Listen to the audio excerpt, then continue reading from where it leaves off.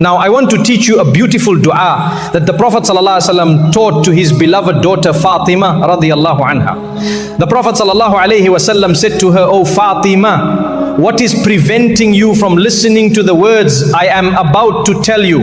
And then he said, "Ya Hayyu Ya Qayyum bi rahmatika astaghithu aslih li sha'ni kullahu wa la takilni ila nafsi tarfata ayn." O ever living, O sustainer of all things, I seek assistance through your mercy. Perfect for me all of my affairs and do not leave me to myself, even for the blink of an eye. He told her to say it once in the morning and once in the evening, like spiritual medicine. Just like how some people must take their medication twice a day to avoid pain, this dua is your spiritual prescription.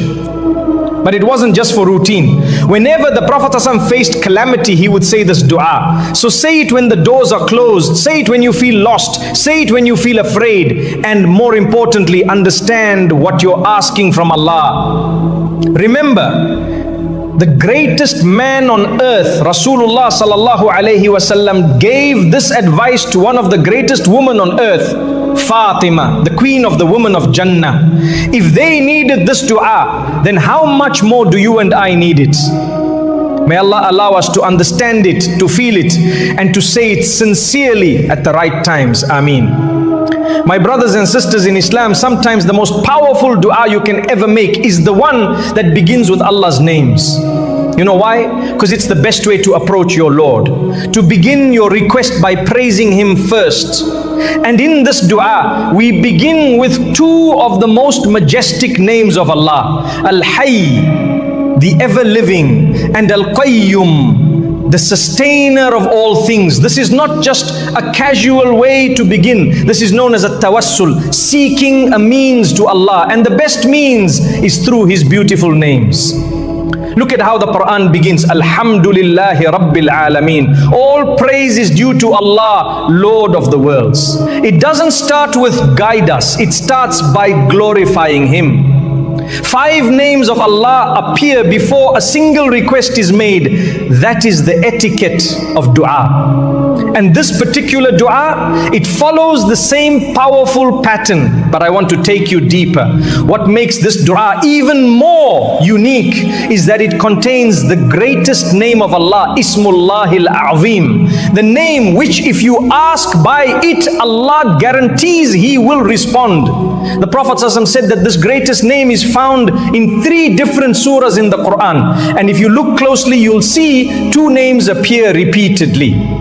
Al-Hayy and Al-Qayyum. Why these 2? Because they encompass every attribute and every action of Allah. When you say Al-Hayy, you are calling upon the one who was never born, will never die, and whose life is perfect, complete, and eternal.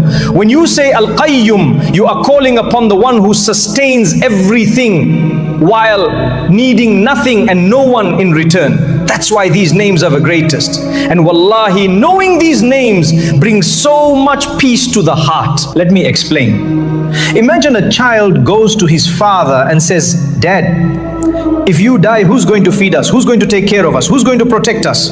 This child is scared. But the moment the father looks back and says, "Son, I'm alive, don't worry," what happens to the child? His heart calms down, his fear disappears. Now imagine, Allah says to you, "I am Al-Hayy, the ever-living." Do you still think you need to worry? You're sitting in the corner of your room worrying about your future. Your mind is spinning. Where will I live? How will I survive? Will I ever get married? What if I lose my job? What if my health gets worse? And shaitan whispers, exaggerates, feeds your anxiety. But from above the 7 heavens, your Rabb is saying, "I am Al-Hayy. As long as I live and I never die, leave those worries to me."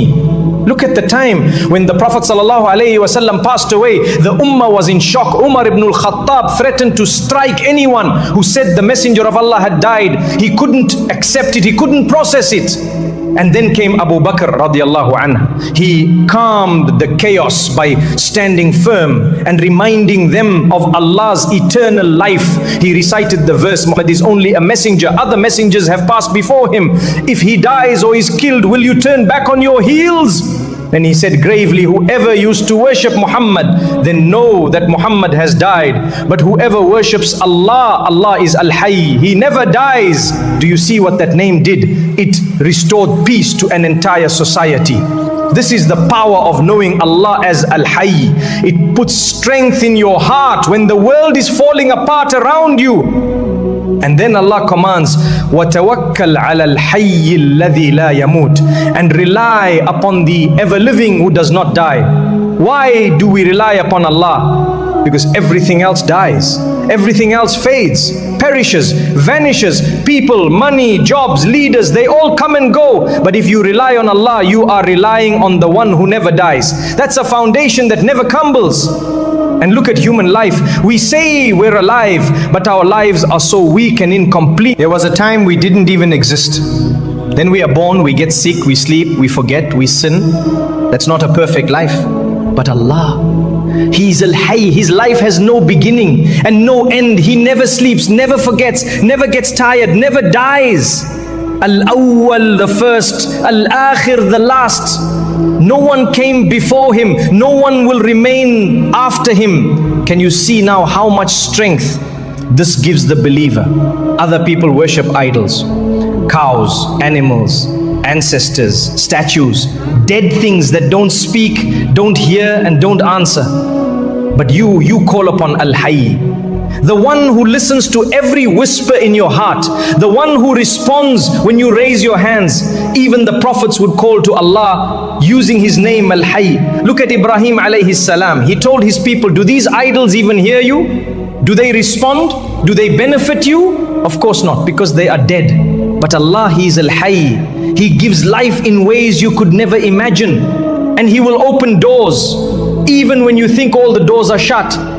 So don't lose hope. There was once a man among Bani Israel who was killed intentionally, murdered, but no one knew who the killer was. The people were confused. They didn't know how to solve the case. So Allah, in His infinite wisdom, gave them a command. He told them, slaughter a cow, take a piece of it, a limb, and strike it on the dead man. And when they did that, by the permission of Allah, the dead man came back to life. And He pointed out the one who killed him, and then he died again.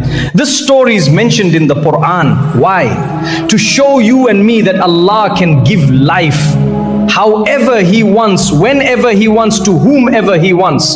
But the greatest life Allah will ever give you, my brothers and sisters, is not just physical life, it's life upon Iman and Islam. That's the greatest form of life you can ever receive. Allah says in the Quran about the disbeliever, he was dead, meaning what? Not physically dead, but dead because of his disbelief. Then Allah says, we gave him life. This life is the life of Islam. And then what?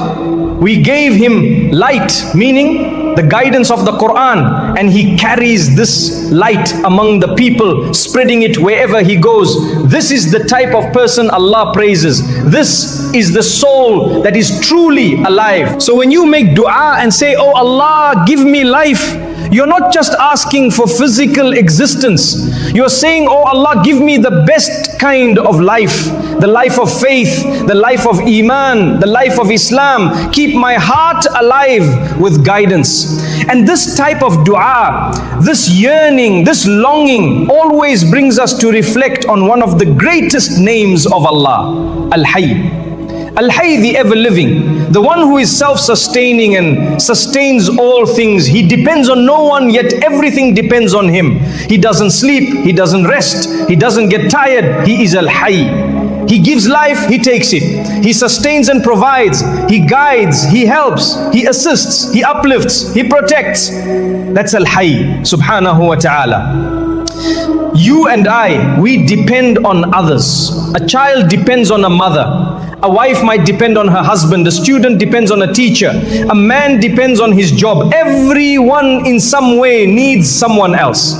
But Allah needs no one. Imagine for a moment that someone told you, today you're in charge of your street.